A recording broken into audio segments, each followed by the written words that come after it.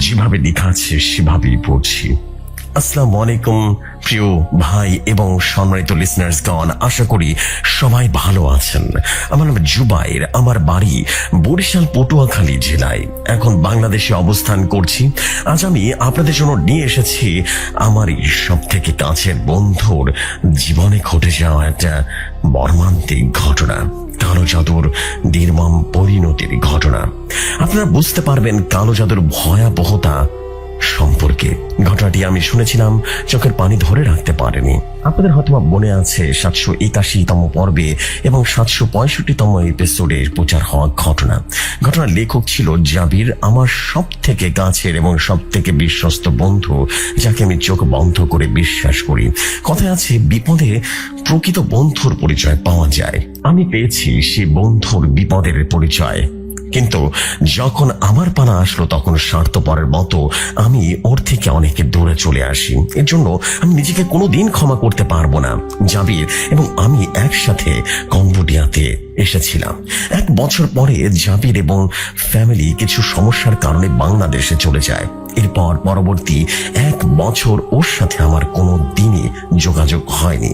আমিও কম্বোডিয়া থেকে মালয়েশিয়া হয়ে কুয়েতে চলে আসি।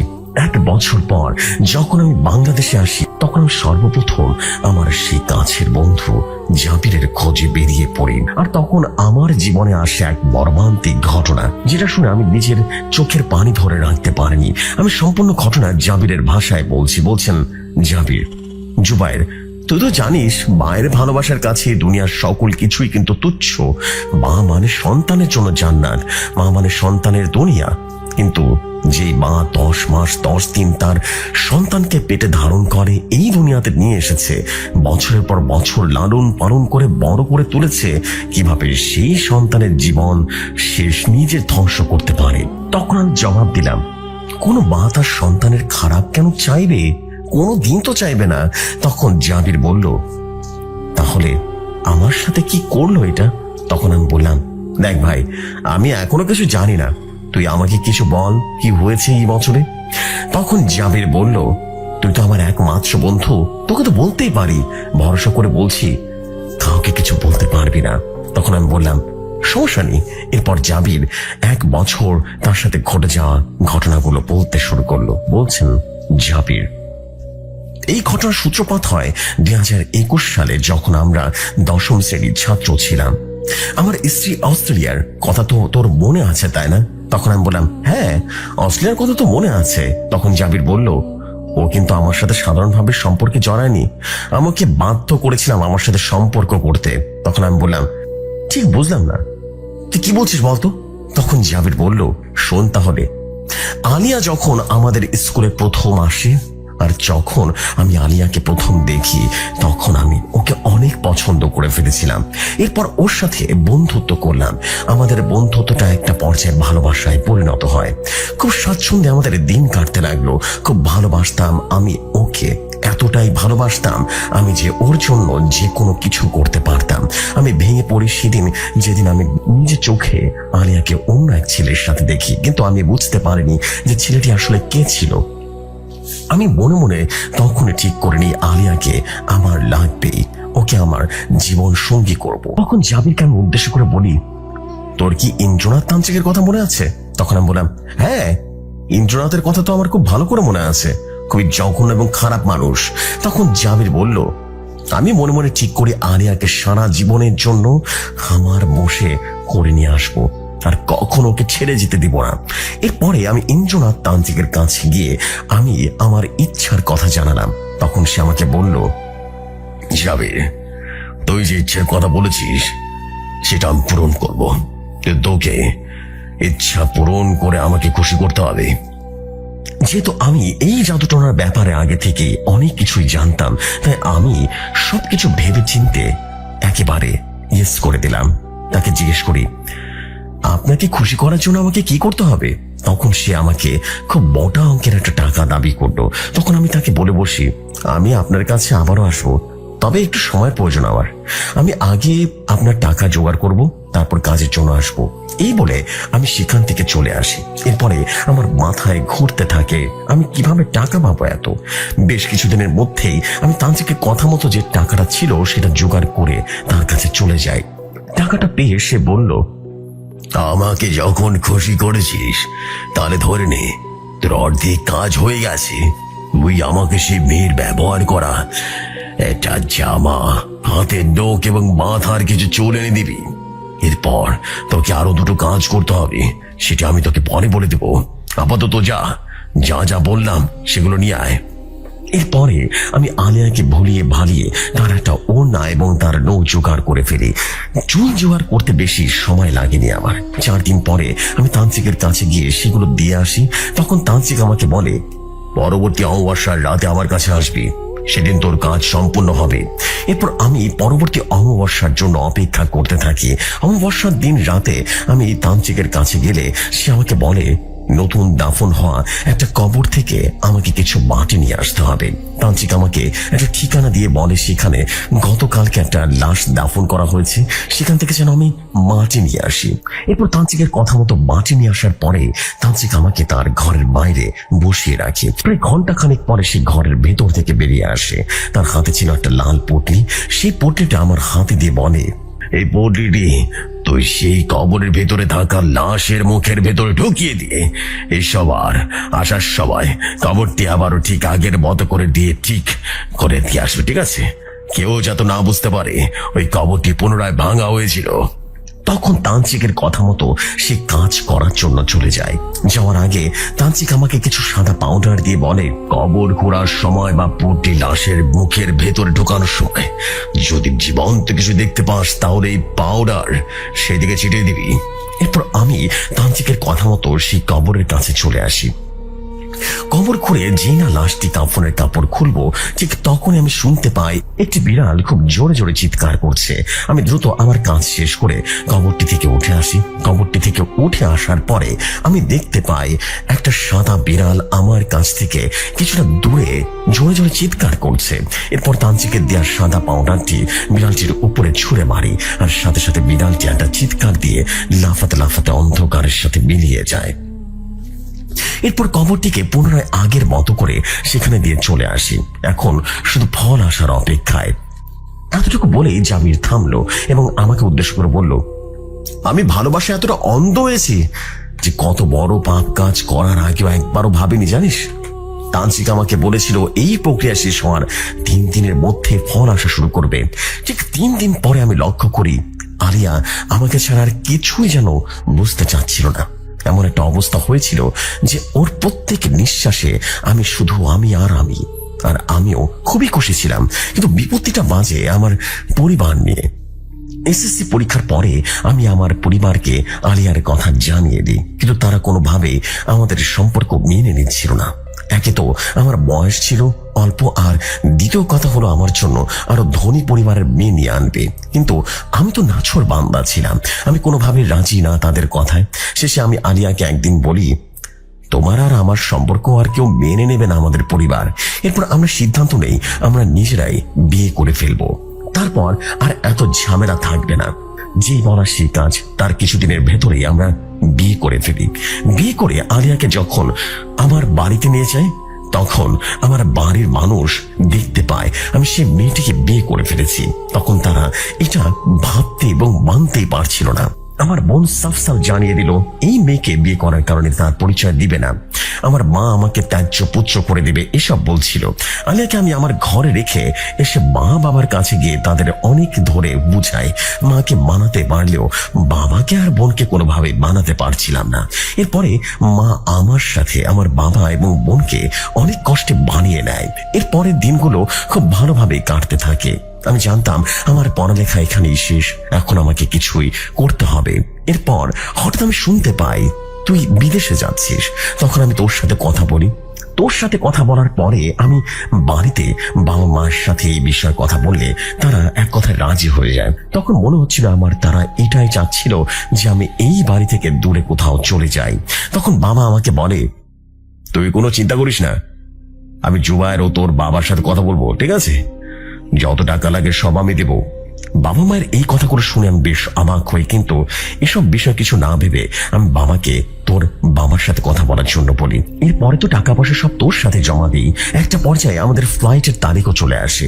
যেদিন আমি বাড়ি থেকে ঢাকার উদ্দেশ্যে রওনা দিব, সেদিন আমার মা বাবা কেউ আমার সাথে আসেনি। শুধু আমার স্ত্রী আলিয়া আমার সাথে কিছু দূর এসে জড়িয়ে ধরে। একটাই কথা বলছিল, তুই তো চলে যাচ্ছ, তুমি তো চলে যাচ্ছ, তাহলে আমাকে কে আগলে রাখবে?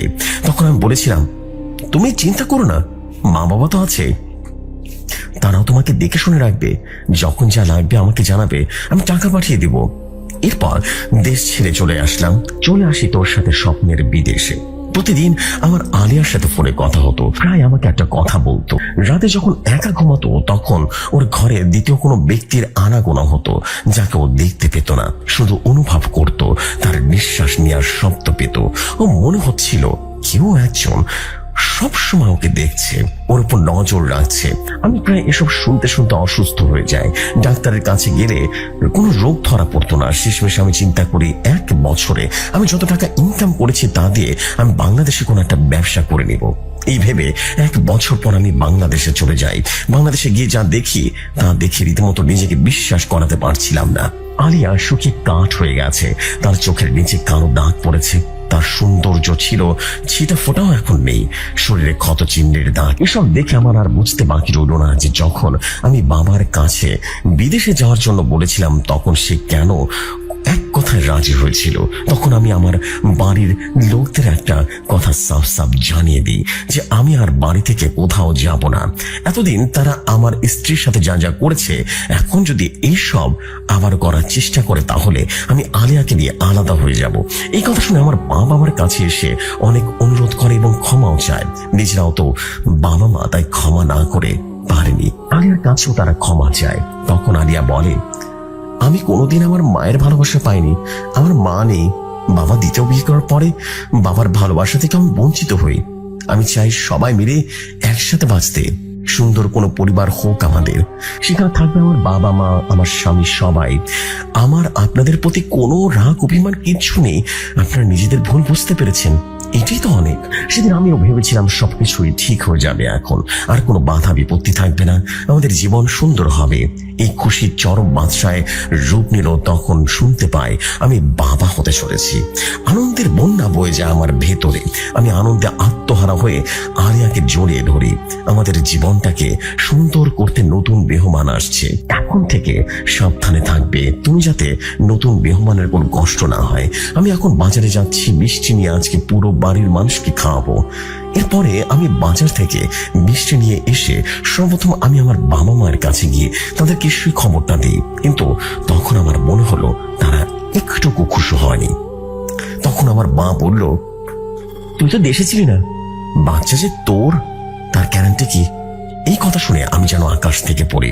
তখন আমি মাকে উদ্দেশ্য করে বলি, আরেকবার যদি এরকম কথা উচ্চারণ করো না, তাহলে দেখবা আমি জাবির কতটা নিচে নামতে পারি। মা, সাবধান করে দিচ্ছি তোমাদের। এই কথা বলে আমি তাদের কাছ থেকে চলে আসি।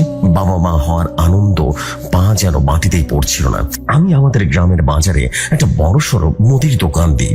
দোকানে বেচা কেনা, ব্যস্ততা, বাবা হওয়ার আনন্দ, অনেকটাই স্বাচ্ছন্দ্যে আমার দিন কাটছিল। একদিন আলিয়া আমাকে বলে, জানো জাবির, বেশ কিছুদিন ধরে আমি খুব অসুস্থ অনুভব করছি। মা হওয়া আমাদের সহজে আসতো না, যতটা পারে আমাকে এড়িয়ে চলার চেষ্টা করতো, কিন্তু বেশ কিছুদিন ধরে মা আমার ঘরে আসা যাওয়া করছে, আমার সাথে খুব ভালোবেসে কথা বলছে, আমার পছন্দের খাবার বানিয়ে বানিয়ে খাওয়াচ্ছে। এসব আমার কাছে না কেমন যেন অদ্ভুত লাগছে। আমার মনে হচ্ছে এর পেছনে কোনো একটা কারণ রয়েছে। তখন আমি আলিয়াকে বলি, প্রথমবার মা হতে যাচ্ছ তো, তার আনন্দে তোমার মাথায় সমস্যা হচ্ছে, তাই সব আবল তাবল বলছো। আমার মাথায় তখন একটাই আনন্দ, আমি বাবা হব। এই আনন্দে তখন আলিয়ার কোনো কথায় পাত্তা দেয়নি। একদিন সন্ধ্যার দিকে আলিয়া আমাকে কল করে বলে, জাবির, তুমি এক্ষুনি বাসায় আসো। এই বলে সে ফোনটা রেখে দেয়। আমিও দোকানে একজন কর্মচারী বসিয়ে দ্রুত বাসায় চলে আসি। বাসায় আসার পর আলিয়া আমাকে জড়িয়ে ধরে কান্না করতে থাকে। তখন আমি তাকে বলি, কি হয়েছে, তোমার এভাবে কান্না করছো কেন? তখন আলিয়া তার ফোন বের করে একটা ভিডিও বের করে দেয়। ভিডিওতে দেখতে পাই আমার মা আলিয়ার বালিশের ভেতরে একটা তাবিজ ভরে সেটা সেলাই করে আবারও আগের জায়গায় রেখে দিচ্ছে। এই ভিডিওটা দেখে আমার পায়ের নিচ থেকে মাটিটা সরে যায়। আমি মাথায় হাত দিয়ে বসে পড়ে আর ভাবি, এরা কি আসলে মানুষ নাকি অন্য কিছু? আমি কি করব ভেবে পাচ্ছিলাম না। আমি আলিয়াকে বলি, তোমাকে কাল তোমার বাড়িতে দিয়ে আসবো, সেখানে তুমি সুরক্ষিত থাকবে। তখন আলিয়া বলল, আমার সৎ মা আমাকে সেখানে থাকতে দেবে না। সে সেই ছোটবেলা থেকে আমাকে বাড়ি থেকে তাড়িয়ে দেওয়ার জন্য উঠে পড়ে লেগে থাকতো। এই কথা শুনে আমি চোখের পানি ধরে রাখতে পারিনি সেদিন। তখন আমি ভাবতে থাকি, আজ যদি আলিয়ার মা বেঁচে থাকতো, অন্য মেয়েদের মতো কত সুন্দর একটা জীবন থাকতো ওর। মা নেই, বাবা থেকেও নেই, আপন বলতে শুধু আমি আছি ওর। এত কিছু হয়ে যাওয়ার পরেও কিভাবে একটা মানুষ বেঁচে থাকতে পারে? হয়তো তার পেটে যে আছে তার জন্য বেঁচে আছে। সেদিন আলিয়া আমাকে জড়িয়ে ধরে অনেক কান্না করে। আমি কি করব বুঝে উঠতে পারছিলাম না। শেষে আমি সিদ্ধান্ত নিয়ে আমার মা বাবার সাথে আলাদা হয়ে যাব। সেদিন রাতে আমি বাবাকে বলে দিয়ে আমি তাদের সাথে থাকবো না, তাদের থেকে আলাদা থাকবো। আমার কথা তারা কোনো রকম বিরোধিতা করলো না। তাদের এই নীরবতা ভবিষ্যতে আমার জীবনে আসা এক ঝড়ের পূর্বাভাস দিচ্ছিল, যেটা আমি তখনও বুঝতে পারিনি। তখন আমি আবারও বলি, আমি আলাদা হওয়ার আগ পর্যন্ত, আমি আলাদা হওয়ার পরেও যদি তোমরা আবারও কিছু করেছো তার পরিণাম কিন্তু ভালো হবে না। আজ আমি কিছু বললাম না, তবে এই শেষবার বলছি, তোমরা আমার বাবা মা না হলে এতক্ষণে দাঁড়িয়ে থাকার অবস্থায় থাকতে পারতে না তোমরা। আমার কোনো কথায় তারা কোন রকম প্রতিবাদ করলো না। এই বলে আমি ঘর থেকে বেরিয়ে আসি। এরপর আমি সব সময় আলিয়ার পাশেই থাকতাম। আলিয়ার জন্য আমি কাজের মেয়েও রেখেছিলাম যে আলিয়ার খেয়াল রাখবে। এক রাতের কথা, আলিয়া তখন 6 মাস চলছিল। রাতে খাওয়া দাওয়া করে আমরা দুজনেই ঘুমিয়ে পড়ি। মধ্যরাতে আমার ঘুমটা ভেঙে যায় আলিয়ার চিৎকারে। আলিয়া চিৎকার দিয়ে আমাকে জড়িয়ে ধরে আর বলতে থাকে, আমাদের বাচ্চাকে মেরে ফেলবে ও। আমার স্বপ্নে আসে, বারবার আসে। তখন আমি আলিয়াকে ঠান্ডা ভাবে জিজ্ঞেস করি, কি হয়েছে তোমার? কোন স্বপ্ন দেখেছো তুমি? আর কার কথা বলছো তুমি? তখন আলিয়া বলে, একজন মহিলা, দেখতে খুব ভয়ঙ্কর। তার পুরো শরীর কালো এবং চোখ রক্তের মতো লাল। তাকে দেখে মনে হচ্ছিল সে আমার উপরে খুব রাগান্বিত। আমার স্বপ্নে এসে সে বলে, পারবি না তুই মা হতে, আমি তোকে মা হতে দেব না, তোকে আর তোর সন্তানকে দুটোকে শেষ করব। এই বলে খুব খারাপ ভাবে হাসতে থাকে ওই মহিলা। আজকে সে স্বপ্নে এসে আমার পেটে হাত বোলাতে থাকে আর বলতে থাকে, আমার পাওনা আমি নিয়ে গেলাম। তখন আমি আলিয়াকে বললাম, এটা শুধু তোমার কল্পনা মাত্র, খারাপ স্বপ্ন। তুমি আমাকে জড়িয়ে ধরে ঘুমিয়ে পড়ো, তাহলে দেখবে আর কোনো সমস্যা হবে না। পরের দিন বিকেলের কথা, যে কাজের মেয়ে আমি আলিয়ার জন্য রেখেছিলাম সে আমাকে কল দিয়ে বলে, ভাইয়া আপনি দ্রুত বাসায় আসেন, ভাবের পেটে নাকি খুব যন্ত্রণা করতেছে। তখন সে সাথে সাথে বাড়িতে চলে যায় এবং অ্যাম্বুলেন্স কল করি। আলিয়াকে ধরে অ্যাম্বুলেন্সে উঠানো হয়, কিন্তু তখন আমি আমার মা আর বাবাকে কোথাও দেখতে পাচ্ছিলাম না। হসপিটালে নেওয়ার সময় সে আমাকে শেষ কিছু কথা বলছিল, শেষবারের মতো। আলিয়া বলেছিল, আমি তো তোমার বাবা মায়ের কোনো ক্ষতি করিনি, তাদের সাথে কোনো অন্যায় করিনি। নিজের বাবা মা মনে করেছিলাম আমি তাদেরকে, কিন্তু তারা আমার সাথে যেটা করলো তার জন্য আমি আল্লাহর কাছে বিচার দিলাম।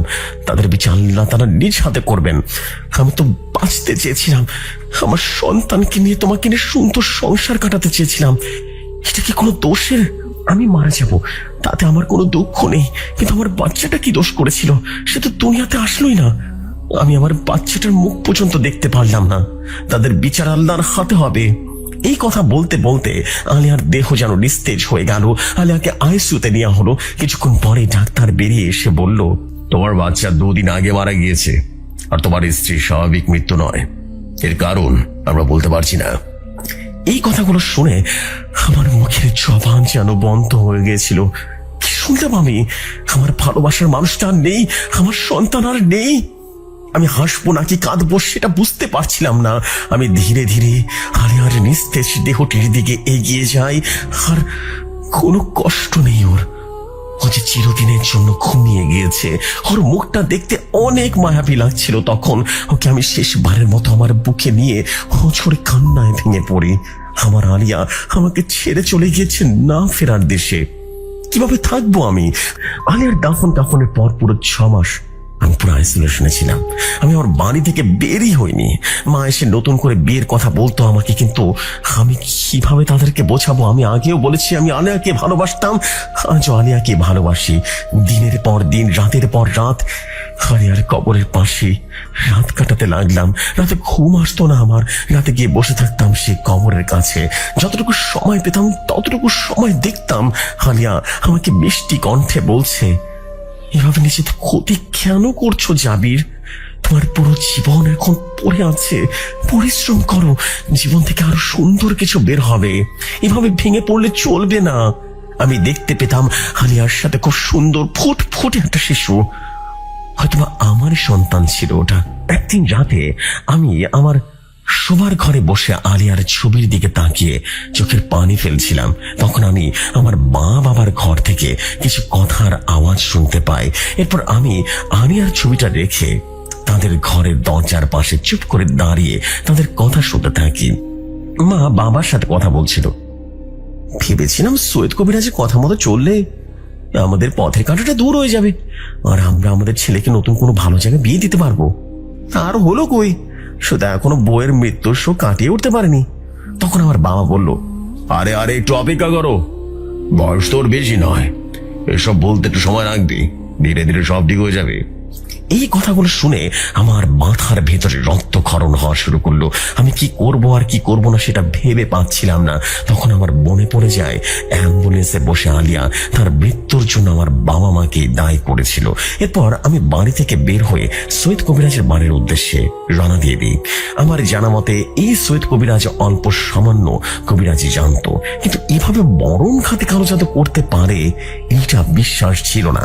আমি তার কাছে গিয়ে একটা দা হাতে নিয়ে গলায় ধরে আমার বাবা মা এবং আলিয়ার ব্যাপারে জিজ্ঞেস করি। প্রথমে সে স্বীকার না করলেও আমি তাকে অনেক মারধর করার পরে সে বলতে শুরু করে। সে বলছিল অনেকটা এইভাবে, শোনো শোনো শোনো, 1.5 বছর আগে তুমি যখন ওই বিদেশে গিয়েছিলে না, তখন তোর মা বাবা দুজন আমার কাছে এসেছিল।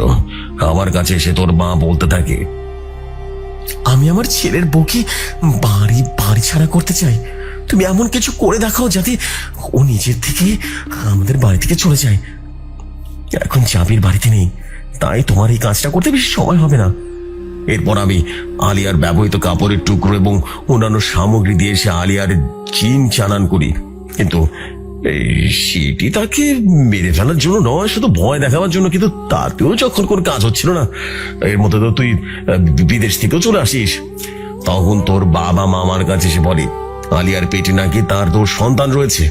আমি তোর বউ এবং তোর সন্তান দুজনের উপরে রীতিমতো মরণবান মারি। তোর বাবা আমাকে অনেক টাকা লোভ দিয়ে গেছিল বললি, আমি টাকার লোভে পরে কালী জিনের কাছে কথা বলে বাচ্চাকে উৎসর্গ করে দিই। তখন আমি সৈয়দ কবিরাজকে বলি, এইটা আপনি কি করলেন চাচা? আপনার টাকার প্রয়োজন ছিল, আপনি আমার কাছে বলতেন, যত টাকা লাগে আমি দিতাম, কিন্তু আমার স্ত্রী আমার সন্তানকে কেন মানলেন আপনি? আমার চোখে তখন পানি রাত দুটোই রীতিমতো একসাথে চলছিল। এবার আমি রাগান্বিত কণ্ঠে সৈয়দ কবিরাজের হাত ধরে বলি, এই হাত দিয়ে তুই আমার স্ত্রী আর সন্তানের উপর কালো জাদু করেছিলি না? আজ থেকে কালো জাদু করার জন্য তোর কোনো হাতই থাকবে না। এই বলে আমি সৈয়দ কবিরাজের হাতের উপর অনবরত দা দিয়ে কোপাতে থাকি। কোপাতে কোপাতে দুটো হাত আমি আলাদা করে ফেলি এবং এরপর বাড়িতে চলে আসি। আমার শরীরে সৈয়দ কবিরাজের রক্তে ভিজে গিয়েছে। এই অবস্থায় আমি আমার বাড়িতে আমার বাবা মার ঘরে প্রবেশ করি। এই রক্ত মাখা শরীর দেখে আমার বাবা মা আতঙ্কিত কণ্ঠে বলে, কি রে বাবা, তোর শরীরে তোর রক্ত কেন? তোর হাতে দাগ কেন? কি করেছিস সত্যি করে বল। তখন আমি তাদেরকে এক বুক ভরা কষ্ট নিয়ে বলি, তোমাদেরকে সাহায্য করেছিল আমার স্ত্রী আমার সন্তানকে মেরে ফেলতে, তার 2 হাত আমি কেটে ফেলেছি। তোমাদেরকে আমি সেদিনই বলেছিলাম, যদি আমি আমার স্ত্রী থেকে আলাদা হওয়ার সময় কিছু করে, তাহলে তোমরা ভাবতেও পারবে না আমি কতটা নিচে নামতে পারি। সৈয়দ কবিরাজ তো শুধুমাত্র হাত কেটেছি, আর এখন আমি তোমাদের দুজনের গলা কাটবো। তখন আমি আমার চোখের পানি ধরে রাখতে পারছিলাম না, কান্না করতে করতে বলি, কি দোষ করেছিলাম, কি দোষ করেছিলাম আমি, কি দোষ করেছিলাম? আমার স্ত্রী আমার সন্তান তোমাদের চাহিদা মতো সম্পত্তি দিতে পারিনি, এটাই অপরাধ ছিল আমার আলিয়ার। তোমাদের যদি এতই সম্পত্তি লাগে তাহলে আমাকে বলতে, আমি তোমাদের চাহিদা মতো সব দিতাম। কেন আমার সুন্দর জীবনটাকে ধ্বংস করে দিলে? কি দোষ করেছিলাম আমি? উত্তর দাও আমাকে। এই কথা বলে আমি আমার হাতের দাঁটা নিয়ে আমার বাবার উপরে ঝাঁপিয়ে পড়ি। এরপর একের পর এক আঘাত করতে থাকি তার বুকের ওপরে। যত রাত ছিল সব আমি সেদিন আমার বাবার উপরে ঝেড়েছিলাম। রক্তের পর রক্ত, পুরো রক্তে রান হয়ে গেল সেদিন। যখন আমি মায়ের উপরে ঝাঁপিয়ে পড়বো ঠিক তখনই গ্রামের লোকজন এসে আমাকে জড়িয়ে ধরে, আমাকে ধরে ফেলে। মাকে সেদিন খুন করতে পারিনি, আমি পারিনি। তবে যদি কোনোদিন এখান থেকে বের হতে পারি তাহলে তাকে আমি জীবতে রাখবো না, কোনোভাবে না। আরো কিছু বলতে চেয়েছিল জাবির, কিন্তু ঠিক তখনই একজন লোক আমার কাছে এসে বলল, আপনার ওর সাথে দেখা করার সময় শেষ হয়ে গেছে, কারণ আপনাকে চলে যেতে হবে। আসসালামু আলাইকুম ভাই এবং সম্মানিত লিসনার্স। ঘটনাটি সঠিকভাবে গুছিয়ে লিখতে পেরেছি কিনা জানি না, বানানে কোনো ভুল ত্রুটি হলে ক্ষমার সুন্দর দৃষ্টিতে দেখবেন।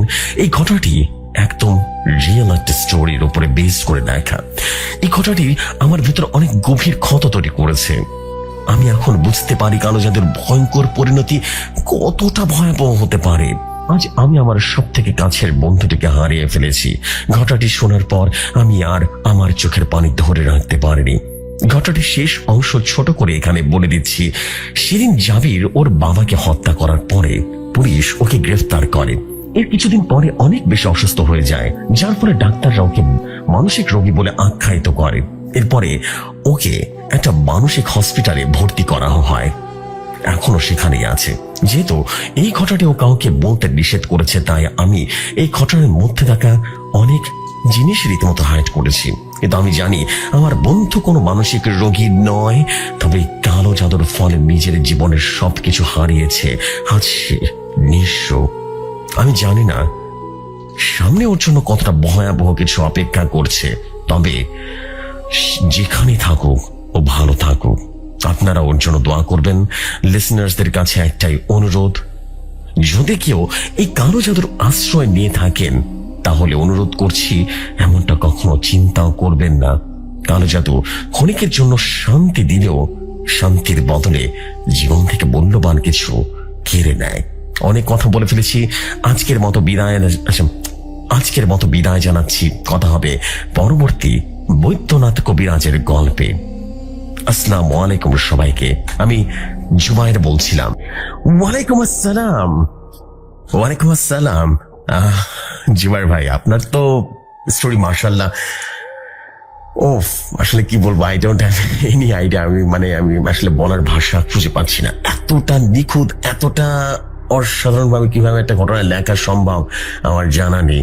This is the bestest story ever I read. আমি বলতে পারি ব্ল্যাক ম্যাজিকের অনেক স্টোরি পড়েছি, বাট এই স্টোরিটা জাস্ট কলিজায় যায় লাগছে, একেবারে কলিজায় যায় লাগছে।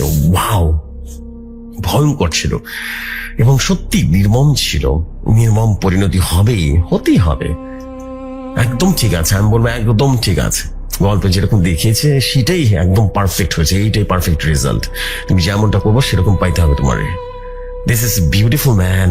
এত সুন্দরভাবে কিভাবে লেখেন ভাই, সত্যি আমি বলবো যে জাবির ভাইয়ের স্টোরি লেখার আলাদা একটা পাওয়ারফুল একটা শক্তি আছে তার, যে এত সুন্দরভাবে ঘটনা গুছিয়ে কিভাবে লিখেছেন, মাশাআল্লাহ। এবং সত্যি মনের মতো সুন্দর একটা ঘটনা আপনি লিখে পাঠানোর জন্য আপনাকে অনেক ধন্যবাদ। আপনার লেখা আসলে অনেক সুন্দর, আপনার প্রশংসা করি এবং আমি চাই যে দারুণ কিছু হয়ে যাক সামনে। Thank you very much. আপনার পরবর্তী স্টোরির অপেক্ষায় থাকলাম। ইনশাআল্লাহ বৈদ্যনাথ কবিরাজ বা তান্ত্রিকের ঘটনায় আপনাকে আবারও পাবো। চলে যাই আমরা পরবর্তী স্টোরিতে। আশা করি পরবর্তী স্টোরি আপনাদের সবার কাছে অনেক ভালো লাগবে। চলে যাই পরবর্তী স্টোরিতে, মূল ঘটনায় চলে যাই।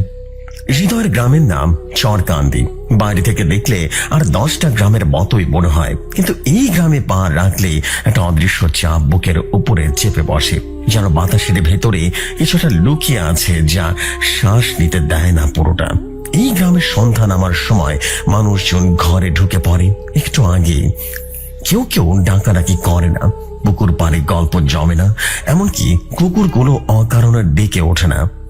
কারণ গ্রামের শেষ মাথায় দাঁড়িয়ে থাকা সেই বট গাছটা সবাইকে চুপ থাকতে শিখিয়ে দিয়েছে।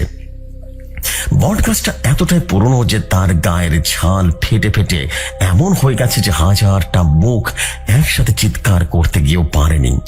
আর ঝুড়িগুলো মাটিতে ছয় না, মাঝ পথে ঝুলে থাকে, যেন নিচে নামতেও ভয় পায়। ছোটবেলা থেকে হৃদয় শুনে এসেছে ওই গাছের নিচে দাঁড়ানো যাবে না, সন্ধ্যার পর ওদিকে যাওয়া যাবে না। কিন্তু কেন যাবে না, এই প্রশ্নের উত্তর কেউ দেয়নি কোনোদিন। সবাই শুধু চোখ নামিয়ে বলেছে ওটা ভালো নয়। হৃদয় বড় হয়েছে, কলেজে পড়ে, শহর দেখে এসেছে। গ্রামের এই ভয়গুলোকে সে অনেক দিন ধরে কুসংস্কার বলে উড়িয়ে দিয়েছে। কিন্তু সেদিন রাতে তার বিশ্বাসের প্রথম চির ধরে যায়। আত্মীয়ার বাড়িতে একটা বেশি সময় হয়ে যাওয়ার কারণে ফেরার পথে রাতটা অস্বাভাবিক ঘন হয়ে আসে। আকাশে কোনো চাঁদ নেই, তারাগুলো থাকলেও আলো দিতে ভুলে গেছে। আর কাঁচা রাস্তার উপরে হৃদয়ের পায়ের শব্দ অদ্ভুতভাবে একা একা শোনা যাচ্ছিল। বট গাছের কাছাকাছি আসতে ঝিঝি পোকার শব্দ হঠাৎ করে থেমে গেল, এমন ভাবে যেন কেউ অদৃশ্য হাতে সেগুলো চেপে ধরেছে। আর সেই নিস্তব্ধতার ভেতরে হৃদয় প্রথম টের পায় সে একা নয়। হাঁটতে হাঁটতে হঠাৎ তার নিজের পায়ের শব্দ হারিয়ে যায়, কিন্তু ঠিক তার পেছন থেকে আরেক জোড়া পায়ের শব্দ ভেসে আসে, ধীরে মেপে মেপে, ঠিক যেন কেউ তার ছায়া হয়ে হাঁটছে। ভয়ে হৃদয়ের গলা শুকিয়ে গেল। সে সাহস করে পেছনে তাকায়, কিন্তু সেখানে কিছুই নেই, শুধু কালো অন্ধকার আর বট গাছের বিশাল ছায়া, যা আলো আসার আগে উল্টো দিকে নড়ে চলেছে।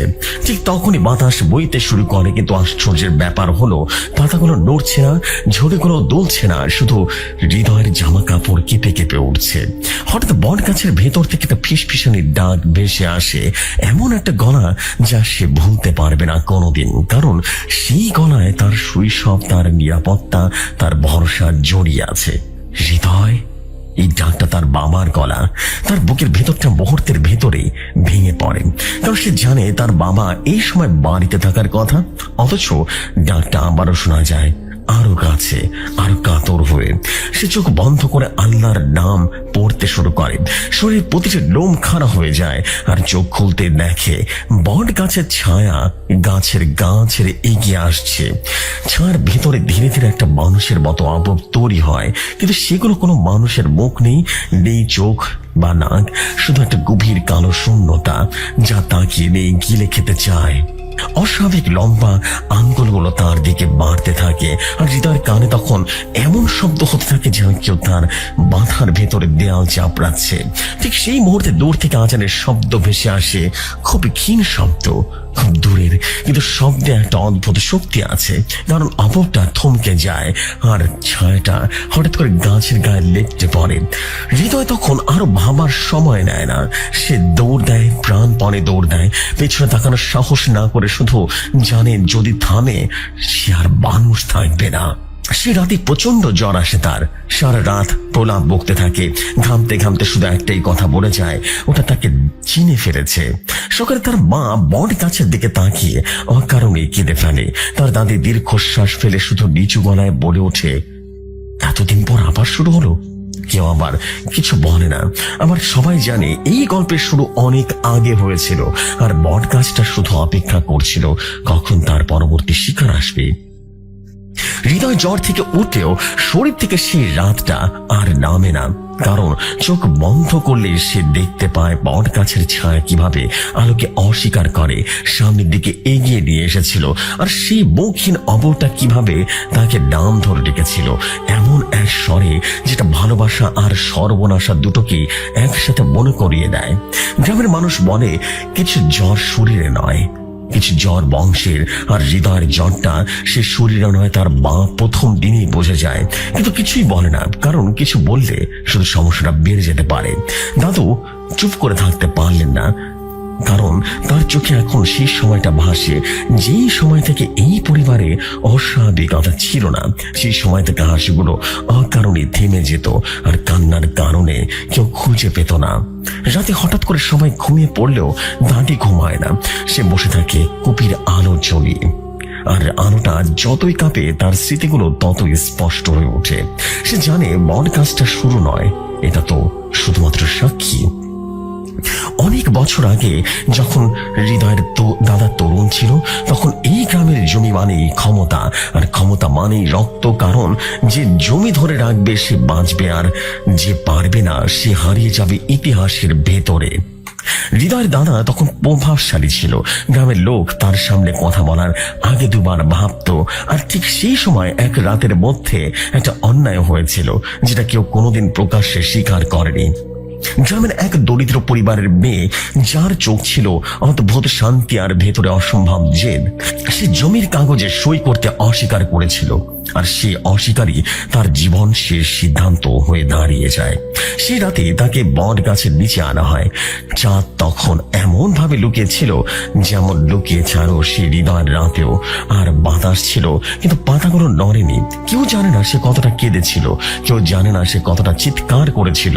কারণ বট গাছ শব্দ ধরে রাখে, বাইরে যেতে দেয় না। ভোরের আগে সব শেষ হয়ে যায়, আর মেয়েটা রক্ত মাটিতে মিশে যায়, এমন ভাবে মিশে যায় যেন মাটিতে সেটা চিনে রেখেছিল আগেই। কিন্তু গল্প এখানে শেষ হয়নি, কারণ মরার আগে সে কিছু একটা বলেছিল, খুব নিচু গলায় বলেছিল এমন কথা যা কানে যায়নি, কিন্তু মাটি ঠিকই শুনেছিল। সেই রাতের পর থেকে এই পরিবারের ঘরে ঘরে অদ্ভুত সব ঘটনা ঘটতে শুরু করে। কেউ সন্তান হারায়, কেউ মানসিক ভারসাম্য হারায়, কেউ অকারণে গভীর রাতে ঘুম থেকে উঠে বট গাছের দিকে হাঁটতে শুরু করে। হৃদয়ের বাবার বড় ভাই এক রাতে ঘর থেকে বেরিয়ে আর ফিরেনি।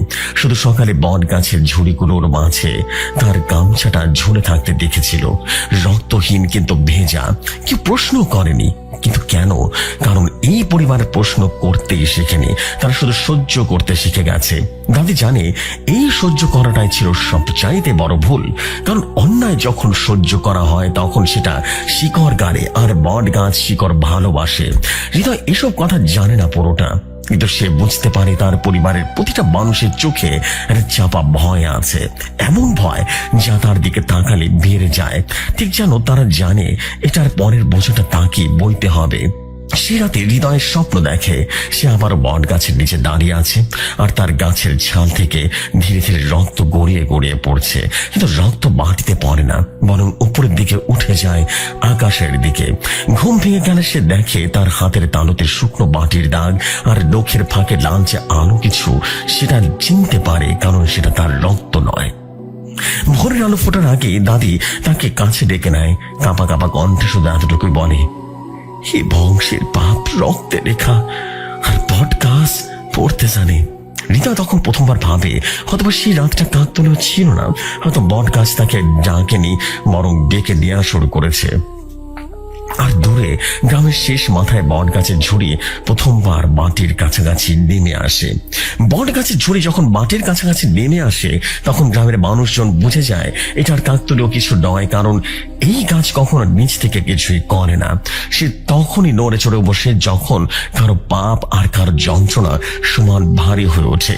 হৃদয় জ্বর সেদিন আবারও বাড়ে, কিন্তু এবার সে পোলা বকে না, বরং অদ্ভুত শান্ত হয়ে যায়। এমন শান্তি যা ভয় ধরিয়ে দেয়, কারণ তার চোখ খোলা খোলা থাকলেও সে যেন এই ঘরে নেই, যেন কোথাও খুব গভীরে কিছু দেখছে। মা ছেলের কপালে হাত রেখে টের পেয়ে যায় জ্বরের তাপের নিচে আরেকটা তাপ আছে, যেটা শরীরের নয়। আর তখন সে প্রথমবার কবিরাজের কথা মুখে আনে, খুব আস্তে করে, যেন বাতাসগুলো শুনে ফেললে সর্বনাশ হয়ে যাবে। গ্রামের সবাই এক নামেই তাকে চেনে, তার আসল নাম কেউ জানে না। সে জানে আসে ডাক পড়লে, আর ডাক পড়ে তখনই যখন কেউ কিছু করতে পারে না। কবিরাজ আসার দিন আকাশটা অদ্ভুত ভাবে নিচু ছিল, মেঘগুলো যেন গ্রামের উপরে ঝুঁকে পড়েছে। আর সে যখন বট গাছের সামনে দাঁড়ায় তখন প্রথমবারের মতো তার মুখ রং বদলে যায়। সে গাছের দিকে তাকিয়ে কিছুক্ষণ চুপ করে থাকে, তারপর ধীরে ধীরে মাটিতে বসে পড়ে, কারণ সে বুঝে যায় এই গ্রামের নিচে দাঁড়িয়ে থাকার সাহস তার নেই। কবিরাজ খুব নিচু গলায় বলে, এটা কোনো আত্মা নয়, এটা কোনো ভূত নয়, এটা অভিশাপ, যেটা অন্যায়ের মাধ্যমে করেছে সে এখনো বেঁচে আছে।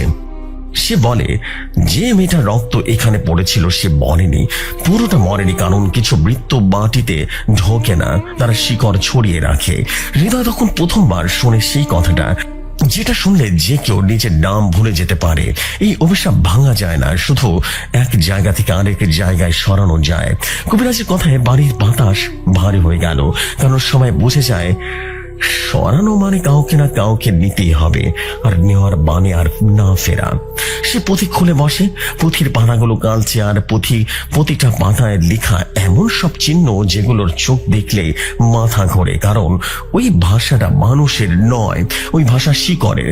কবিরাজ বলে, আচার করতে হবে অমাবস্যার রাতে, ঠিক যখন দিন আর রাত একে অপরকে ছেড়ে যায়। আর আচারটা করতে হবে ঠিক বট গাছের নিচে, কারণ মিথ্যা যেখানে জন্মেছে সেখানেই কিন্তু রক্ত চাই।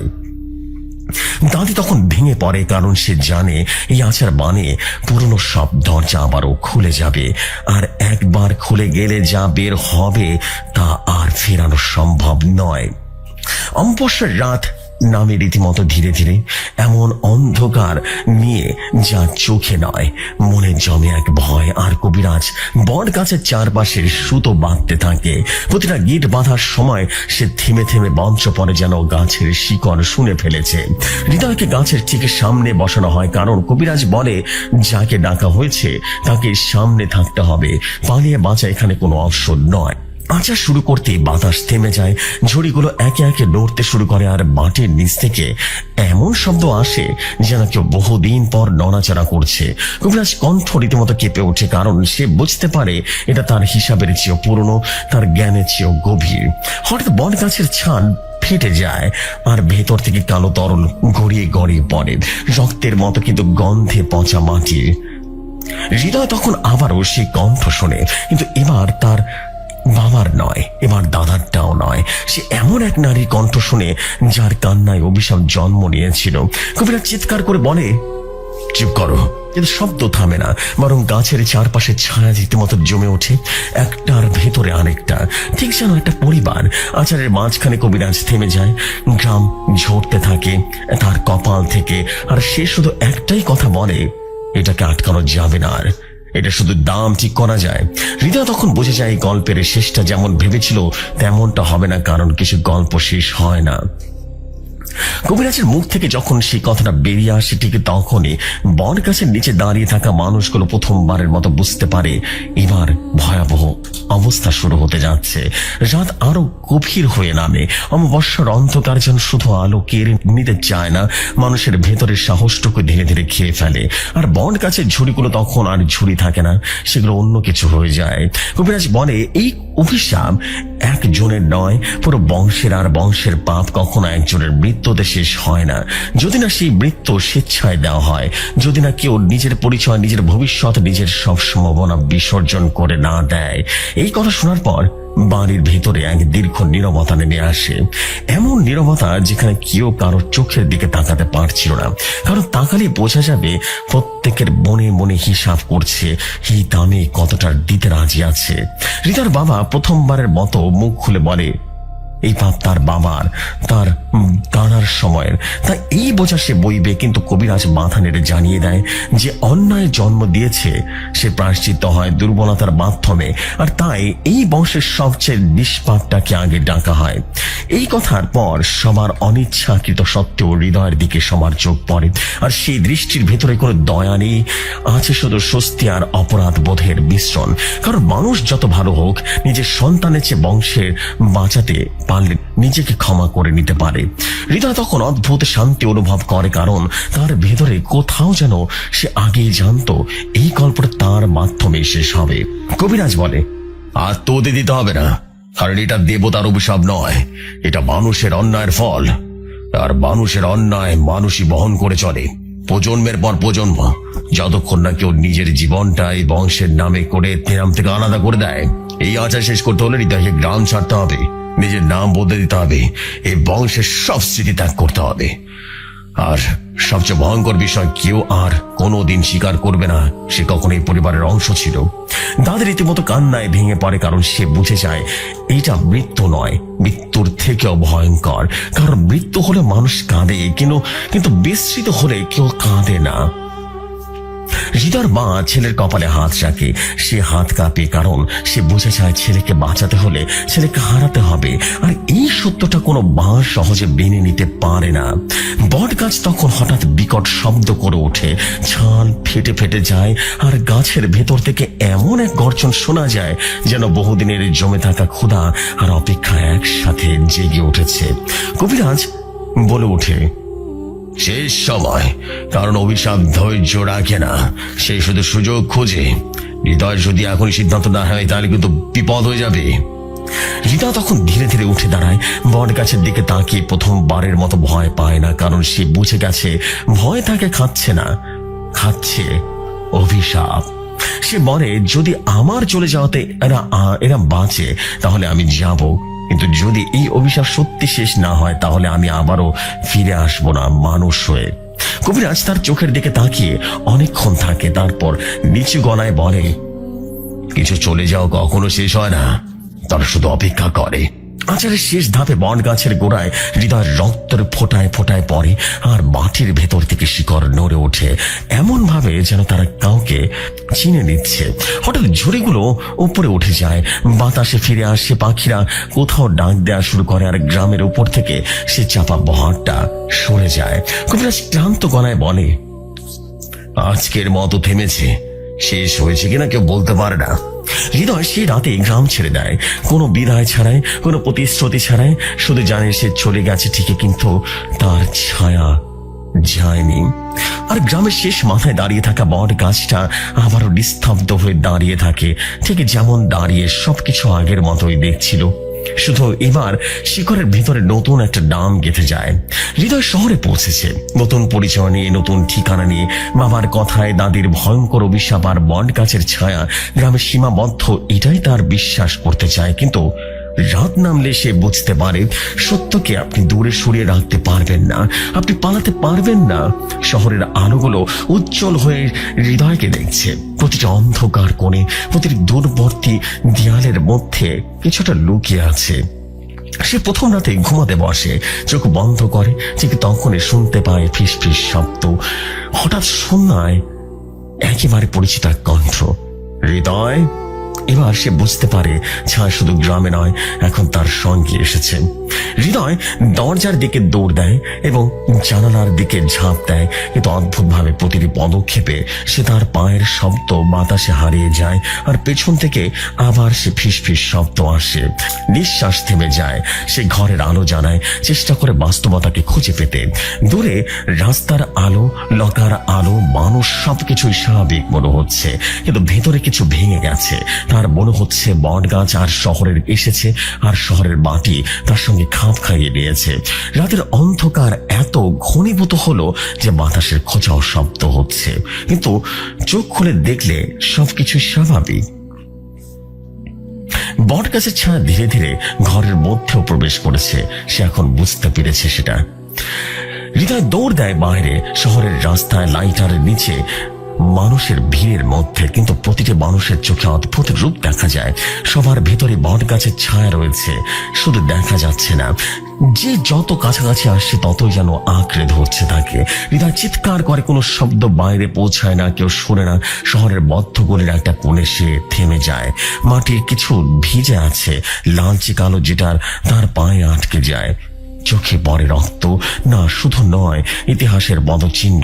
হৃদয় বুঝতে পারে রক্তের ধারা শেষ হয়নি, কেবল তো খেলা শুরু। সে এক মাটির গর্তের কাছে এসে দাঁড়ায়। গর্তের ভেতর থেকে ফিসফিস করে একটা নাম শুরু হয়, হৃদয়। এবার না কেবল কণ্ঠ, এবার শব্দের মধ্যে আছে চাপা আতঙ্ক, যা তার মনকে ছিঁড়ে ফেলেছে। ভয়, রাগ, দুঃখ, অপরাধ বোধ সব একসাথে বেরিয়ে আসছে, যেন বট গাছ তার ভেতরে ঢুকে গেছে। হৃদয় চিৎকার করতে চায়, কিন্তু গলার শব্দ নিস্তব্ধে হারিয়ে যায়। একটু তাকালে গলির দেয়ালের ছায়া সে দেখতে পায়। ছায়ার ভেতর আরেকটা ছায়া, আরেকটা, যত বেশি তাকায় ততই ঘন। প্রায়শই মনে হয় প্রতিটি ছায়া তার পরিবারের করা প্রতিফলন, যারা আগে মারা গেছে, ভয় পেয়েছে অথবা অদৃশ্য হয়েছে। এই ছিল ঘটনা জেফরি ভাই। আমি হৃদয়। ভালো লাগলে পড়ে শোনাবেন। আসসালামু আলাইকুম। Thank you very much for the story. আশা করছি স্টোরিটা ভালো লেগেছে সবার। এনিওয়েজ, আমি আর দেরি করবো না, চলে যাচ্ছি আমাদের লাস্ট স্টোরিতে। আশা করছি লাস্ট স্টোরি আপনার কাছে ভালো লাগবে। চলে যাই ঘটনায়।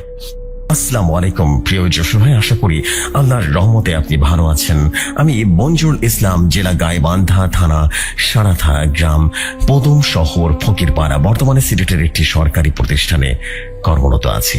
যশোর ভাই, আমার লেখায় ভুল ছোট হলে ক্ষমা সুন্দর দৃষ্টিতে দেখবেন। আজ যে ঘটনাটি লিখতে যাচ্ছি তা আমার মামা হাসিন আলী কবিরাজের কাছ থেকে শোনা। বলছেন হাসিন আলী কবিরাজ, ভাগ্নে, আর যে ঘটনা বলবো তা আমার দেখা মর্মান্তিক এক ঘটনা, যা আজও আমি বলতে পারি না। চরের নাম হলদিয়া চর। যমুনার মাঝখানে বিস্তৃত এই চর ছিল 200 পরিবার নিয়ে গড়া। গ্রামের মানুষের জীবন ছিল সাধারণ কিন্তু শান্তিপূর্ণ। সকালে শিশুদের হাসি, নারীদের ঘরের কাজ, পুরুষদের ক্ষেতের পরিশ্রম সবই গ্রামের রূপকথার মতো ছিল। গ্রামের মানুষ দিনভর মাঠে কাজ করত, মাছ ধরত নৌকায়, আর সন্ধ্যায় ঘরে ফিরে যেত। শান্তি ও সুখের জীবন যেন এখানে চিরকাল থাকার মতো হতো। গ্রামের মানুষ জানতো না এই শান্তির দীর্ঘস্থায়ী হবে না। হঠাৎ হলদিয়া চরের শেষ প্রান্তে জঙ্গলের পাশে আস্তানা গড়ে এক তান্ত্রিক নর। গ্রামবাসী তাকে লক্ষ্য করলো না, কারণ তারা সারাদিন পরিশ্রমে ব্যস্ত ছিল। কিন্তু রাতের বেলায় দেখা গেল জঙ্গলের ভেতর থেকে অদ্ভুত আগুনের ফুলকি ভেসে আসছে, অশরীরী কণ্ঠ গ্রামবাসীর মধ্যে কানাঘোষা ছড়ালো। দুজন জেলে নৌকা নিয়ে মাছ ধরতে গিয়েছিল। অজান্তে তারা জঙ্গলের পাশেই চলে গেল। দূর থেকে অদ্ভুত কণ্ঠ শুনে তারা কেঁপে কেঁপে উঠল। যখন তারা জঙ্গলের ভেতরে ঢুকলো, তারা দেখলো তা সহজে ভুলতে পারবে না। তান্ত্রিক যজ্ঞ করছে, চারপাশে অশরীরী কিছু দাঁড়িয়ে আছে। তান্ত্রিক চিৎকার করে বলল, আমার যজ্ঞ সার্থক, তুমি প্রথম ধাপ পূর্ণ করেছো, আজ তোদের বলি দেব। জেলে দুজনকে এসে ধরে নিয়ে বলি দেয়। পরের দিন সকালেও তারা বাড়ি ফেরে না। এরপর গ্রামের যুবতীরা হঠাৎ করে গায়েব হতে শুরু করে। কেউ রাতের বেলা অন্ধকারে ঘরের বাইরে গেলে আর ফিরে আসে না। গ্রামের মানুষ আতঙ্কে দিন কাটাতে থাকে, কেউ জানে না কি হবে। এই ভয়ের মধ্যে গ্রামবাসী খুঁজে পায় হাসিন আলী কবিরাজকে। হাসিন আলী কবিরাজ আশ্বস্ত করে বলল, আমি আসছি, সব ঠিক হয়ে যাবে। দুদিন পর রাতে হাসিন আলী তার পুরনো সাথী জিন ঝঙ্কারকে ডেকে আনলো। ঝঙ্কার জানায় নরা তান্ত্রিক শয়তানের সাথে চুক্তি করেছে। সে মানুষের প্রাণ দিয়ে শক্তি সংগ্রহ করছে। যদি থামানো না যায় পুরো গ্রাম ধ্বংস হয়ে যাবে। রাতের অন্ধকার তারা চরে পৌঁছালো। জঙ্গলের বাতাস ভারী, অদ্ভুত শব্দ আসছে। ঝঙ্কার হঠাৎ বলল, হাসিন আলী, এই জিনের উপস্থিতি তান্ত্রিকের শক্তি বহুগুণ বাড়িয়েছে, সাবধান। হঠাৎ জিন হাজির হয়। সে অদ্ভুত রূপে, অর্ধেক মানুষ অর্ধেক অশরীরী, চোখ লাল, দেহ কর্ষিত ছায়ার মতো, চারপাশে আগুনের গন্ধ। গ্রামের মানুষের ভয়ঙ্কর চিৎকার দূর থেকে শোনা যায়। তান্ত্রিক বলল, এই জিনি আমার শক্তি বাড়াবে, তুমি কেউ আমার পথ বাঁধতে পারবে না। হাসিন আলী কোরআনের আয়াত পড়তে শুরু করলেন। ঝঙ্কার পাশে দাঁড়িয়ে বলল, নরার শক্তি ভাঙতে হবে, তার সাথে জিনও বিনষ্ট করতে হবে। তান্ত্রিক চিৎকার করে আক্রমণ করলো। অশরীর ছায়া, আগুন, বাতাস সব একসঙ্গে হামলা হলো। হাসিন আলী সান্ত্বনা দিয়ে বলল, আল্লাহর নাম ছাড়া কেউ শক্তিশালী নয়। ঝঙ্কার বৎসের মতো শক্তি ব্যবহার করলো। জিন চিৎকার করে বেরিয়ে গেল। তান্ত্রিক কাঁপতে লাগলো।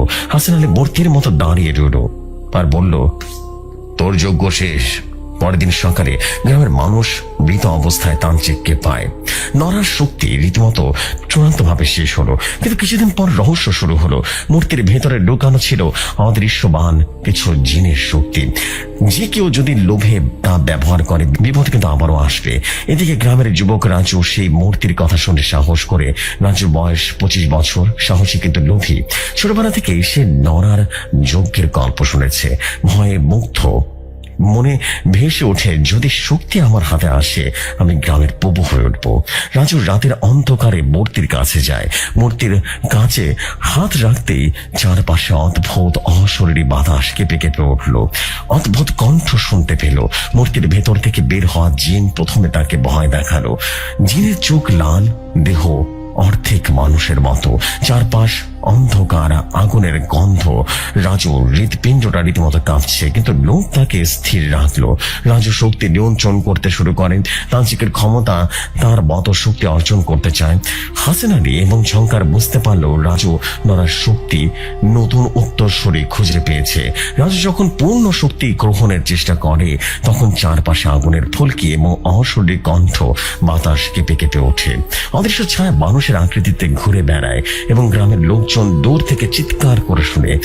হাসান আলী এবং ঝংকার উপস্থিত হয়। চূড়ান্ত লড়াই শুরু হয়। অশরীরী ছায়া, আগুন, বাতাস সব মিলিয়ে যেন ভয়ঙ্কর দৃশ্য। হঠাৎ হাসান আলী মূর্তির উপরে দাঁড়িয়ে বলল, আল্লাহর নামে তোর শক্তি শেষ। ঝংকার বজ্রের মতো শক্তি দিয়ে রাজুর শক্তি ভেঙে দেয়। মূর্তির আলো নিভে যায়, নড়ার অবশিষ্ট শক্তিও শেষ হয়ে যায়। সকালে গ্রাম শান্ত, মেয়েরা আর হারায় না, আর রাজু নিরাপদে ফিরে আসে। শক্তি নেই। হাসান আলী গ্রামবাসীকে বলেন, সত্যিকারের শক্তি লোভে আসে না, যদি আমরা তা নিয়ন্ত্রণ না করি বিপদ কিন্তু আবারও ফিরে আসবে। এই ছিল ঘটনা। ভালো লাগলে পড়ে শোনাবেন। স্টোরি পাঠানোর জন্য আমরা চলে যাচ্ছি পরবর্তী স্টোরিতে। আশা করি বাইজিদ বোস্তামের স্টোরি আপনাদের কাছে ভালো লাগবে। চলে যাই সর্বশেষ ঘটনায়। আসসালামু আলাইকুম রহমতুল্লাহি বারাকাতুহু। প্রিয় জেফরি খান ভাই এবং প্রিয় শ্রোতা বন্ধুরা, আশা করি আল্লাহর রহমতে আপনারা সবাই অনেক ভালো আছেন, সুস্থ আছেন। আমি মোহাম্মদ বাইজিদ বোস্তামি বলছি সিরাজগঞ্জ সদর থেকে। আমি বিশ্ববিদ্যালয়ের একজন ছাত্র। আমি ভৌতিকথার একজন অনেক বড় ভক্ত। প্রিয় জেফরি খান ভাই, আমি আজকে আবারও কিছু ঘটনার একটা প্যাকেজ নিয়ে হাজির হয়েছি। আজকের এপিসোডে মনে হয় একটু বেশি বড় হবে, তবে এতটুকু বলতে পারি ঘটনাগুলো অনেক ভালো লাগবে আপনাদের। যাই হোক, আজকে আমি যার কাছ থেকে ঘটনা শুনেছি তার নাম উল্লেখ করে দিচ্ছি, ইয়াসিন। অনেক কথাই বলে ফেললাম, আর কথা না বলে সরাসরি ঘটনায় চলে যাচ্ছে। শুরু করছি ঘটনা। রাত 9টা কিংবা 10টা হবে। আমি, ইয়াসিন আর নয়ন আমাদের এলাকার টঙের দোকানের পাশে ফাঁকা জায়গায় বসে আড্ডা দিচ্ছিলাম। আড্ডার শেষে আমি দেখলাম ইয়াসিন ইউটিউব থেকে ভূতের ঘটনাগুলো ডাউনলোড করছে। বিষয়টি দেখে আমি বললাম, আরে তুই ওদিকে ভূতের ঘটনা শুনেছ? হ্যাঁ। তখন ইয়াসিন বলল, হ্যাঁ। তখন আমি বললাম, আমার নিজের লেখা অনেক ঘটনা কিন্তু ইউটিউবে আছে। এই কথা শুনে ইয়াসিন আমাকে বলল, তাহলে তোর লেখা ঘটনাগুলো বের করে দে। তারপর আমি ভৌতিকথা চ্যানেল এবং সেখানে লেখা ঘটনাগুলো শোনালাম, সাথে ভৌতিকথা চ্যানেলটি সাবস্ক্রাইব করে দিতে বললাম। এরপর আমি ইয়াসিনকে বললাম, তোর কাছে কি কোনো ভয়ঙ্কর সত্যি ঘটনা আছে? তখন ইয়াসিন বলল, হ্যাঁ আছে তো, আমার সাথে ঘটে যাওয়া ঘটনা আছে। তারপর ইয়াসিন আমার সাথে তার জীবনের ঘটে যাওয়া 3টি ঘটনা শেয়ার করলো। আশা করছি ঘটনাটি ভালো লাগবে। বলছেন ইয়াসিন, সালটা সঠিক মনে নেই, তবে আমার বয়স তখন 7 কিংবা 8 বছর।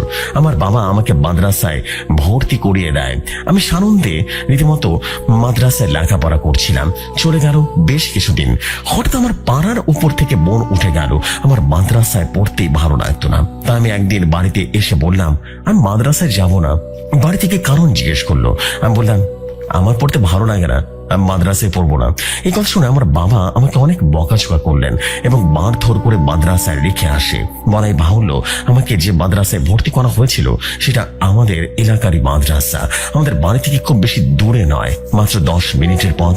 তো আমি মাদ্রাসায় পড়বো না, কারণ আমি মাদ্রাসা থেকে অনেকবার পালিয়েছি, কিন্তু আমার বাবা আমাকে খুঁজে বের করে অনেক জোর করে দিয়ে আসতো। এইভাবে আমি আর পারছিলাম না। তাই আমি ঠিক করি এবার মাদ্রাসা থেকে পালিয়ে এমন জায়গায় যাব যাতে করে আমার পরিবারের কেউ যেন আমাকে খুঁজে না পায়। তো আমি শেষবারের মতো মাদ্রাসা থেকে পালাই। বলা বাহুল্য, আমাদের এলাকায় 2টো বিল ছিল। একটা হলো ছোট বিল, আরেকটা হলো বড় বিল। এলাকার সবাই বিল দুটোকে ছোট বিল বলেই ডাকতো। আমাদের এলাকা থেকে আমরা যেদিকে যাই না কেন, ছোট বিলটা পড়বেই 3 থেকে 4 মিনিট হেঁটে গেলে বড় বিল পড়ে। আর ওই ছোট বিলের পাশেই ফসলি জমিতে পানি সেচ দেওয়া মেশিন ঘর। অনেক জায়গায় টিপ বলে, অনেক জায়গায় স্যালো মেশিনও বলে, আবার অনেক জায়গায় সেচ মেশিনও বলে। সকলে বোঝার সুবিধার্থে আমি আমার জানা সব কথাই বললাম। এই নামগুলো বাইরে যদি কোনো নাম থাকে তাহলে জানাবেন। যাই হোক, এখানে আমি সেচ মেশিন নামে সম্বোধন করব। আর সেই সেচ মেশিনের ঘর ছিল পুরোটাই ওয়াল করা। তো যাই হোক, আমি মাদ্রাসা থেকে পালিয়ে সে সেচ মেশিনের ঘরে চলে যাই। এবং আসলে আমি মাদ্রাসা থেকে পালিয়েছিলাম দুপুরের দিকে, তাই কোনো ভয় ছিল না। আর তখন গরমকাল ছিল, কিন্তু সেদিন রোদের তাপমাত্রা কিছুটা কম ছিল, কারণ আকাশ মেঘে ঢেকে গেছিল। তো আমি সেচ মেশিন ঘরের কাছে গিয়ে দেখতে পাই সে মেশিন ঘরের ছাদের ওঠার ব্যবস্থা সেখানেই করা আছে। তাই আমি কোনো চিন্তা না করে মেশিন ঘরের ছাদে উঠে পড়ি। সেই ছাদে ভালোই বাতাস লাগছিল শরীরে। সেই সেচ মেশিনের ঘরে থাকতে সন্ধ্যা হয়ে যায়। ধীরে ধীরে সন্ধ্যা পেরিয়ে এশার নামাজের আজান দিয়ে দেয় এবং সেচ মেশিনের ঘরের সামনে দিয়ে অনেকগুলো ফসলি জমির পর দিয়ে পার্শ্ববর্তী গ্রাম আছে। আমি সামনের দিকে ঘুরে বসেছিলাম। যাই হোক, ডান দিকে কিছুটা হেঁটে গেলে বড় বিল, পেছন দিকে ছোট বিল এবং তারপর শুধু ফসলি জমি, আর বাম দিকে হলো আমাদের এলাকায় যাওয়ার রাস্তা। সেচ মেশিন ঘর থেকে কিছুটা দূরে আমাদের এলাকায় যাওয়ার রাস্তা, পাশ দিয়ে কিছু ঘর বাড়িও আছে, কিন্তু আমার আশেপাশে কিছুই নেই। ঝিঝি পোকার ডাকাডাকি করছে। তো এশার আজানের বেশ কিছু সময় পরে হঠাৎ ঝিঝি পোকার ডাক বন্ধ হয়ে গেল। পরিবেশটা কেমন যেন ভারী হয়ে উঠলো। হঠাৎ করে আমার ভয় লাগা শুরু করলো। ঠিক তখনই আমার মুখে একটা দমকা বাতাস এসে লাগলো। আমার চোখ দুটো বন্ধ হয়ে গেল। পরক্ষণে আমি চোখ খুলে সামনের দিকে তাকিয়ে যা দেখতে পাই তা দেখবার জন্য আমি কোনোভাবেই প্রস্তুত ছিলাম না। আমি দেখতে পেলাম আমার সামনের দিক থেকে একটা ভয়ঙ্কর অবয়ব হেঁটে আসছে। তার দু হাতে ছিল দুটো আগুনের গোলা। সে আগুনের আলোয় সে অবয়বটার চারপাশে স্পষ্ট দেখা যাচ্ছে। আমি দেখতে পেলাম তার কোনো মাথা নেই, মাথার জায়গা একদম ফাঁকা, আর পরনের সাদা আলখাল্লা। সে আমার দিকে হাঁটার ভঙ্গিতে আসছে, কিন্তু তার পা মাটিতে স্পর্শ করছে না। এইটা দেখে আমার হাত পা জমে গেল। আমি ছোট ছিলাম, কিন্তু তখন আমার মাথা এটা ছিল, এখানে আমাকে পালাতে হবে, না হলে আমার মৃত্যু সুনিশ্চিত। তখন আমি কোন রকম সেচ মেশিন ঘরের ছাদ থেকে নেমে বাড়ির দিকে দৌড় দিলাম, কিন্তু আমার মনে হচ্ছিল আমার পিছনে ভয়ঙ্কর কোনো ঝড় আসছে। তখন আমি খুব জোরে জোরে চিৎকার দিই এবং চিৎকার দিয়ে যেই না পিছনে তাকিয়েছি, তখনই কোনো কিছুর সাথে হোঁচট খেয়ে বুক থুবড়ে মাটিতে পড়ে যায়। এদিকে গ্রাম অঞ্চলের মানুষ হওয়ার কারণে সবাই প্রায় ঘুমিয়ে পড়েছিল, কিন্তু আমার চিৎকার শুনে আশেপাশের বাড়ির মানুষজন বেরিয়ে আসে। এসে দেখেন মাটিতে পড়ে আছি। তারপর সেই লোকজন আমাকে টেনে তোলে এবং আমাকে সেই লোকজন ভেতরে নিয়ে আসে এবং মধ্যবয়স্ক একজন লোক জিজ্ঞেস করে, তোমার নাম কি? কোথা থেকে এসেছো? তোমার বাড়ি কোথায়? আর তুমি এখানেই বা কিভাবে মাটিতে পড়ে আছো? তখন আমি তাদের সাথে আমার প্রথম থেকে শেষ পর্যন্ত সমস্ত ঘটনা খুলে বলি। আমার কথা শুনে সেই লোকটি আমাকে বলল, এই রে, তোমার সাহস দেখে আমরা অবাক হচ্ছি। এই জায়গা তো ভূতুরে, আর এই জন্য আমরা সন্ধ্যার পর বিশেষ দরকার ছাড়া বাইরে বের হই না। আর তুমি এতটুকু ছেড়ে এইখানে রাতের বেলা একা একা বসে আছো? তারপর সেখানে থাকা কিছু লোক বলল, চলো তোমাকে বাড়িতে দিয়ে আসি। তারপর তারা আমাকে নিয়ে বাড়ির দিকে রওনা হয়। ওইদিকে আমি দুপুরে আর সন্ধ্যায় বাড়িতে না খাওয়ার কারণে বাবা মাদ্রাসায় আমার খোঁজ করতে যায়। গিয়ে হুজুরের কাছ থেকে শুনে দুপুর থেকে নাকি মাদ্রাসায় নেই। এটা শুনে তো আমার বাবা আমাকে পাগলের মতো খোঁজাখুঁজি করে। আত্মীয় স্বজনের বাড়িতে চলে যায় এবং সেখানে জানিয়ে দেয়। সবাই আমাকে পাগলের মতো খুঁজতে থাকে, কিন্তু কোথাও খুঁজে পায় না। এদিকে আমার বাড়ির সবাই অনেক খোঁজাখুঁজি করার কারণে পেয়ে যায় মাত্র বাড়িতে এসেছে। আবার এখনই বের হয়ে সবাই মাইকিং করার জন্য। তখনই সে লোকগুলো সহ আমি বাড়িতে ঢুকি। আমার সাথে থাকা লোকজনের মধ্য থেকে একজন আমার বাবাকে বোঝালো আমার না পড়ার বিষয়টা। আমার সাথে এটাও বললো যে একটু আগে আমার সাথে কি ভয়ঙ্কর ঘটনা ঘটেছে। সবকিছু শোনার পর আমার পরিবার আমাকে আর কিছুই বলেনি। এরপর সে লোকজন চলে যায়। আমার পরিবারের সবকিছু বুঝতে পারে। তারপর আমার বাবা মা আমাকে গোসল করিয়ে খাওয়া দাওয়া করায় আর গ্রামের রীতিনীতি অনুযায়ী ঝাড়ফুঁক করে দেয়। তার আর আমার তেমন কোনো সমস্যা নেই। আর আমি বিলের দিকে যাইনি। আমি পড়ালেখা বাদ দিয়ে দিই। তারপর শুরু হয় আমার কর্মজীবন। চলেছে অনেকগুলো বছর। ধীরে ধীরে আমি বড় হয়ে যাই। এই কয়েক বছরে আমার সাথে কোনো রকমের কোনো প্যারানর্মাল ঘটনাই ঘটেনি। যাই হোক, ছোটবেলার বন্ধু হলো এই নয়ন। প্রিয় জেফরি খান ভাই এবং শ্রোতা বন্ধুরা, ইয়াসিনের ঘটনা সহ আমি নয়ন আমার সাথে বসেছিল। এটা হলো নয়নের জবানবন্দি। নয়ন আমাকে বলছিল অনেকটা এইভাবে। তো নয়ন একবার বাসায় চাকরি করতে যায়। অনেক দিন চাকরি করে, চাকরি ছেড়ে একেবারে বাড়িতে আসছিল নয়ন। তো নয়ন আমাদের বাজারে এসে আমাকে কল করে, তুই মেইন রোডে আয়, আমি বাজারে আসছি। আসলে আমাদের বাড়ি থেকে এলাকার রাস্তা মেইন রোডে যেতে মাত্র 10 মিনিট লাগবে। তো আমি বের হই, আর তখন রাত 12টার মতো বাজে। গ্রাম অঞ্চলে রাতে 12টা মানে কিন্তু অনেক রাত, এটা সবাই জানে। যাই হোক, আমি বাড়ি থেকে বের হয়ে কিছুটা পথ হাঁটার পর আমি স্পষ্ট শুনতে পেলাম আমার পেছন থেকে কেউ যেন হেঁটে আসছে। আমি অবাক হলাম, আবারও স্বস্তিও পেলাম।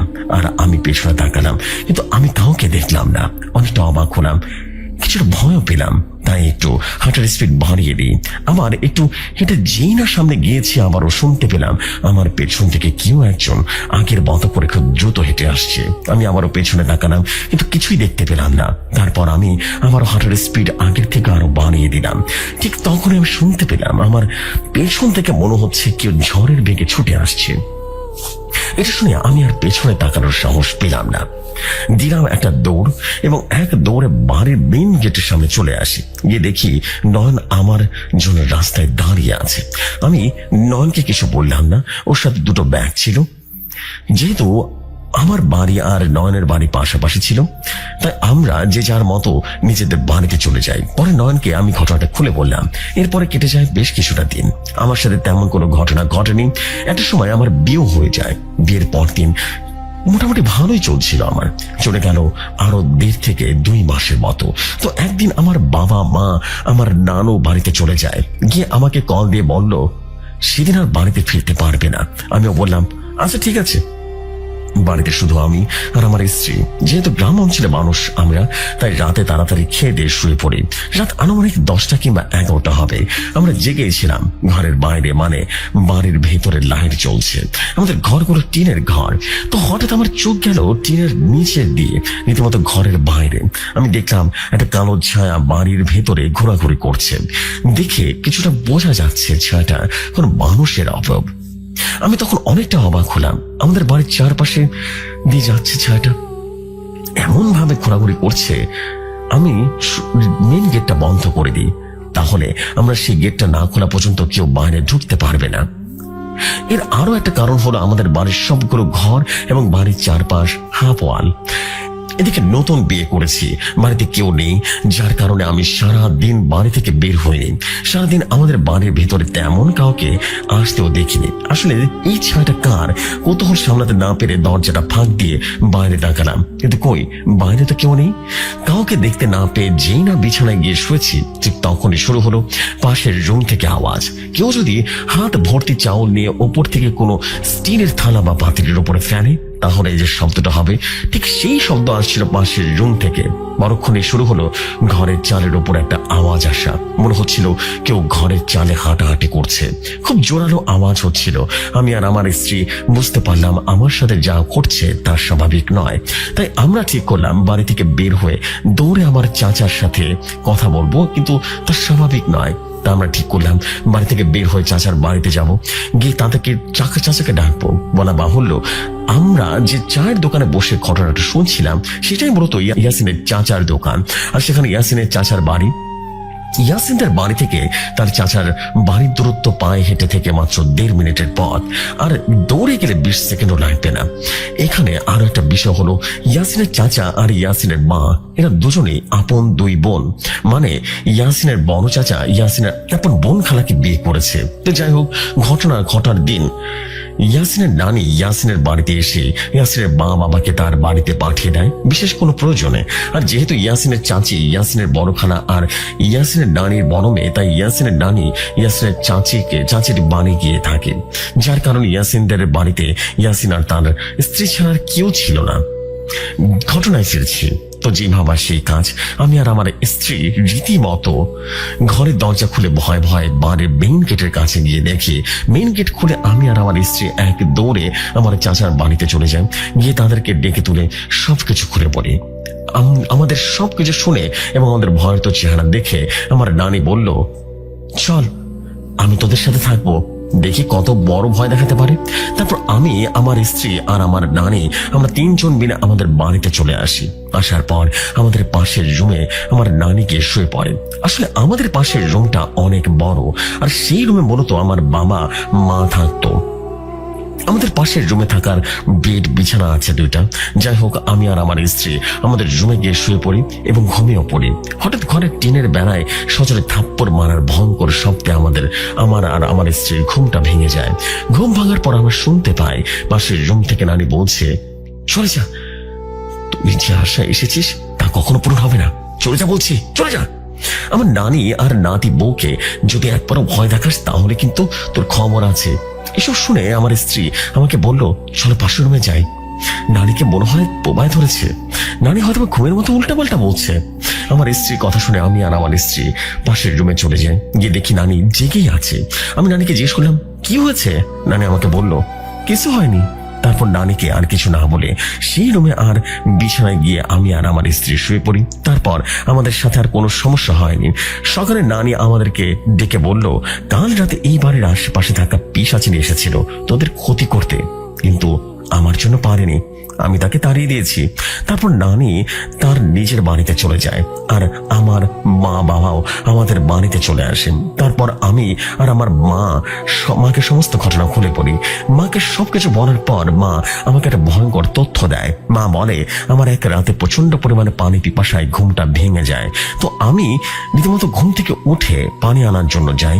বাইরে গিয়ে দেখি কলপারে ভয়ঙ্কর চেহারার নারী অবয়ব দাঁড়িয়ে আছে।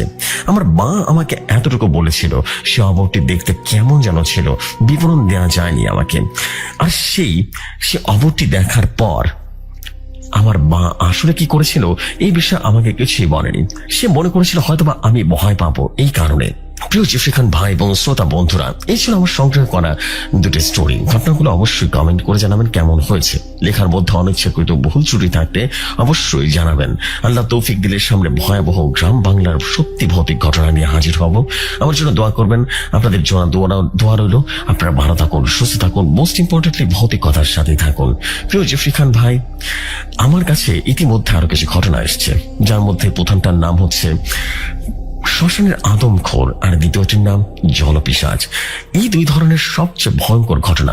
আমি এখন নিজে কনফিউজড কোনটা আগে লিখে পাঠাবো, তাই এইটা আমি আপনাদের উপরে ছেড়ে দিলাম। আপনারা যেটা আগে লিখে পাঠাবেন সেটাই লিখে পাঠাবো। জিফরি খান ভাই শুধু শ্রোতাদের বন্ধুরাই নয়, এই বিষয়টা আমি আপনার উপরে ছেড়ে দিলাম। আজকের মতো আসছি। আসসালামু আলাইকুম। আমি বাইজিদ বোস্তামি বলছিলাম।